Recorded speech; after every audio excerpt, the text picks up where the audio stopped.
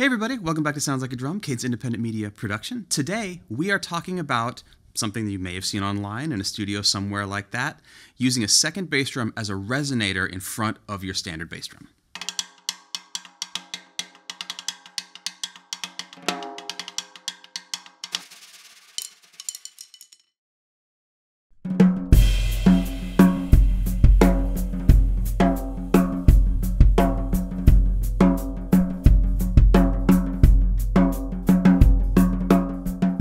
Now, there are products on the market that mimic this kind of setup that are totally usable for live situations. My experience with using resonator bass drums is entirely in the studio for situations where we're trying to sculpt sounds and get a little more experimental and innovative in recording situations. So we're going to speak to that today. Another common term for this kind of design is called a woofer. You may have seen that in ads or videos, different things like that.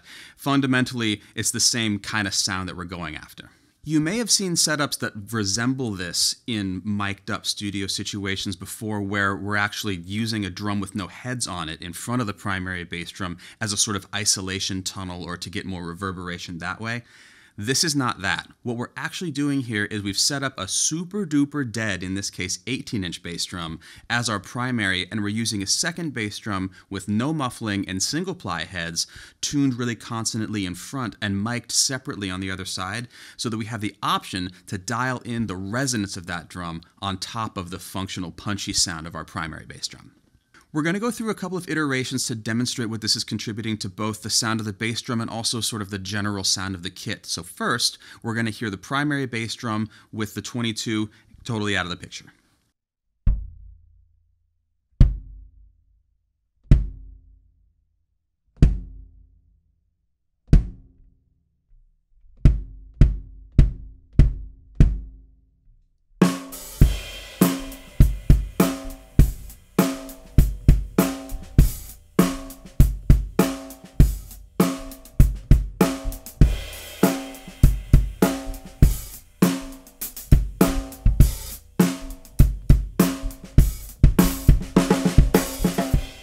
We've deliberately rigged up this little bass drum to be as dead as we could get it while still giving us a warm, fat kind of sound, because we want to basically have the option to blend a really big, roomy, boomy sound that's mostly low end with something really punchy, whether it's in portions of the song or for the duration of the track. Now let's add in the 22 resonator bass drum, mic it up on the far side so that we have basically a mic for that one, and then our original mic for the primary bass drum, and see what that gives us.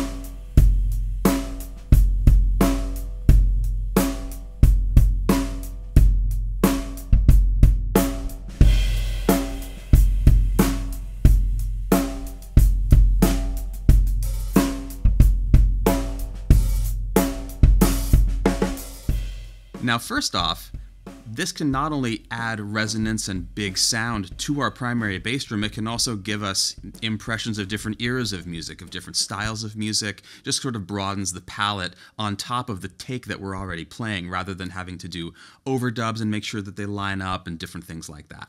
Now that we have the complete setup in place, let's run down the recipe for what's going on here. On the primary 14 by 18-inch diameter bass drum, we have a UV EQ4 batter tuned just above a wrinkle. We have a black EQ3 reso that we cut a center port in that's around between 5 and 6 inches. And we folded up a full-size bath towel inside to touch both heads, not a whole lot, but just enough so that we are focusing on attack, limiting sustain, and giving us all the punch we need out of that drum. On our 16 by 22 inch resonator bass drum, we're running a clear G1 on the side nearest to me, and we're running a coated G1 on the far side, which we'll call batter closest and reso furthest, as if it were a primary bass drum.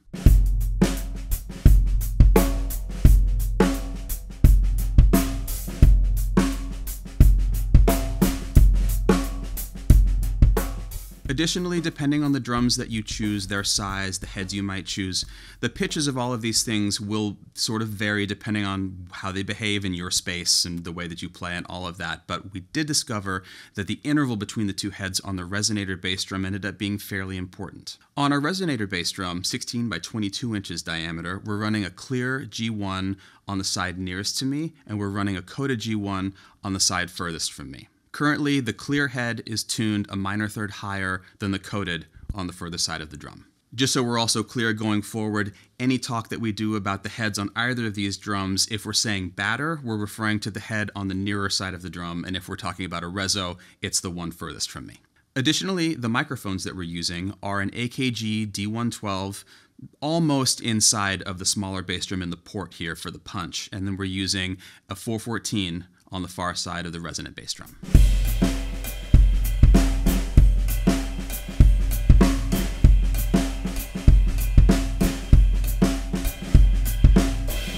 Through experimentation today, because we actually haven't done this in this particular space before, we discovered that we needed to have the 414 18 inches away from the resonant side of the Resonator bass drum. We initially had it a couple of inches away, which seemed reasonable, and we were surprised to discover that we weren't getting that big, beefy low end that we were looking for. After lots of tuning, discovered that it was the mic placement.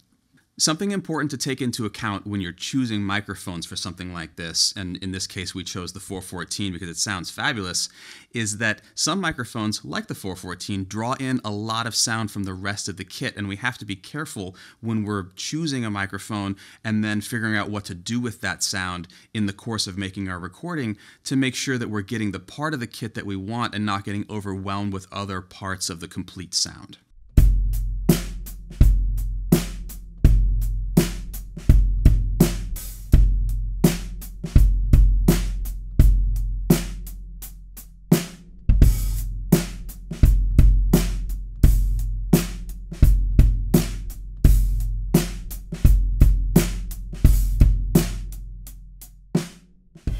Now the big question is, why would you choose to do this? What is the practical use of a sort of slightly more complicated setup like this? First of all, beyond the fact that you get two sounds out of your bass drum take, essentially, that you can use and mix and match, it also can give you different feels physically while you're playing the kit. For instance, the physical experience of using a padded 18 to play is really different than trying to play a completely unmuffled 22 with single ply heads. This means that depending on your technique and the way that you like to approach the kit, you can stick with the feel of your normal setup, but have other options in the sound if you want to go bigger and boomier without having to adjust the whole way that you approach your playing. It means that burying the beater is an option, playing really fast into the head, quick doubles, anytime that you're pressing into the head, which can really get crazy sounding on an unmuffled bass drum. All of a sudden, all of that remains on the table, and then if you want to have big Bonham-y stuff going on around that, all you have to do is turn up the other bass drum.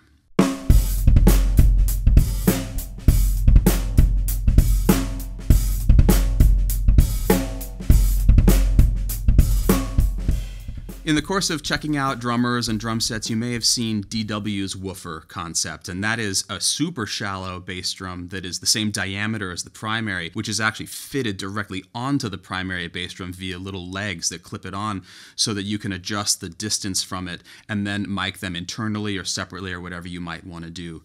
Definitely a good option for studio. That's a more functional kind of live situation. But in this case, we can use whatever drums we want, and depending on how they behave, we can go after any sound. Another really fabulous sort of acoustic aspect of this setup is that oftentimes you'll see in recorded situations 2 or 3 or several mics on the bass drum working together to create a big, beautiful sound out of that drum. What is super fun about this is that we've separated these two sounds, the punchy little thing and the big sort of John Bonham boomy vibe in there, to where inside of a single tune you can make a much bigger jump from super modern, super tight, super punchy into that big, boomy, blasting classic rock sound, which frankly I just find super inspirational, because if I'm playing and I know I'm going to have those options after the take is done, that alone gives me ideas while I'm cutting the track.